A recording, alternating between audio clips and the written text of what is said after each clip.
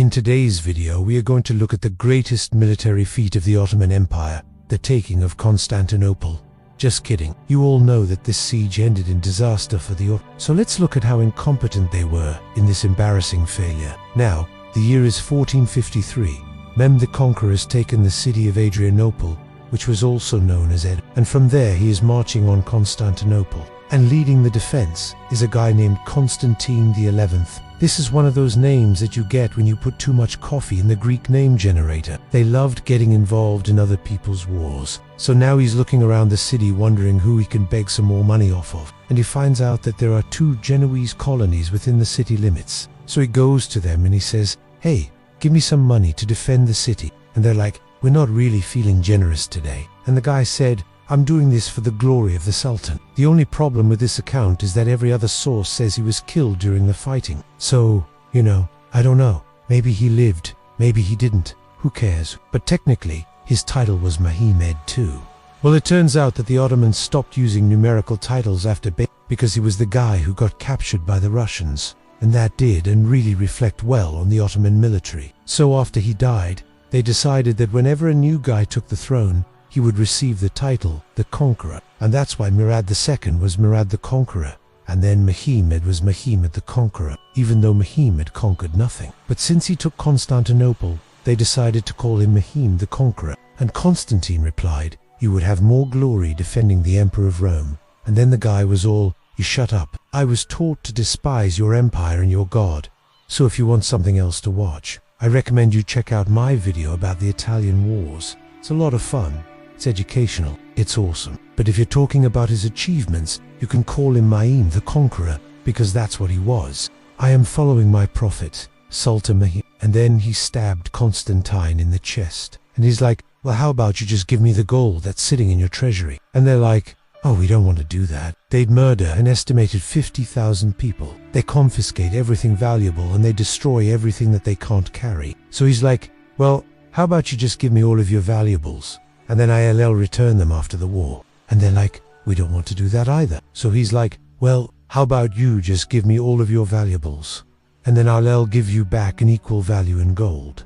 And they finally agreed to that. But here's the thing. Constantinople did want to get involved with Florence, because Florence was one of those places where Medici family basically had the government rigged so that they could steal all the money. Now, he's still short-staffed, but it's time to go to war. Now, normally, we would expect the Ottomans to immediately start pounding away on the city gates with giant battering rams, but they actually never did that. In fact, they never even tried to break down any of the city gates. It seems like they just assumed that the gates would magically open up and let them walk right in. They did try to scale the land walls, but that didn't go very well. They also tried to dig tunnels underneath the walls, but that didn't go very well either. In fact, the defenders were able to discover one of these tunnels and blow up the entrance with some black powder. And so the Byzantines were like, "Yeah, thanks, but no thanks." And actually, this was a very wise decision by Constantinople, and Constantine tells them to shove it. So they begin a final bombardment of the city. And then on May 29th,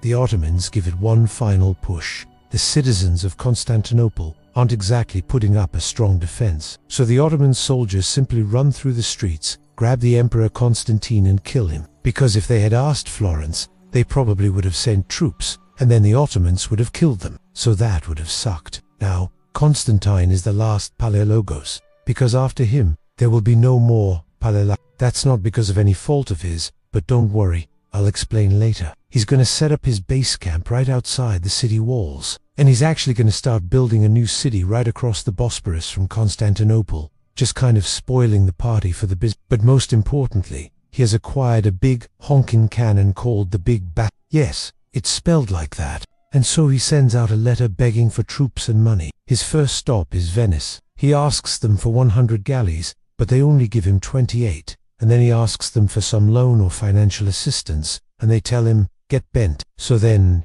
he goes to Rome, and he gets a little bit better treatment. Pope Nicholas V gives him some money, but he's unable to get any troops from them, because apparently the Catholic Church had recently invented pacifism. So they're just not into the whole sending people to die in foreign wars thing anymore. And this thing shoots cannonballs that weigh about 330 pounds each. So while Mehmed is getting his prep work done, we need to talk about the defenders of Constantinople. Constantine is an able commander, but is having trouble raising funds to defend the city. Now, you might think that the Byzantine Empire would have begged the Republic of Florence for help, because that was kind of their thing. Now, Constantine did manage to raise a small army of about 2,000 men, but that's about half of what he needed, and so now he has enough money to hire some soldiers, and he goes to the local brothels and taverns and he recruits 2,000 of the city's finest drunks and commoners. On April 6, 1453, the Ottoman army shows up outside the gates of Constantinople,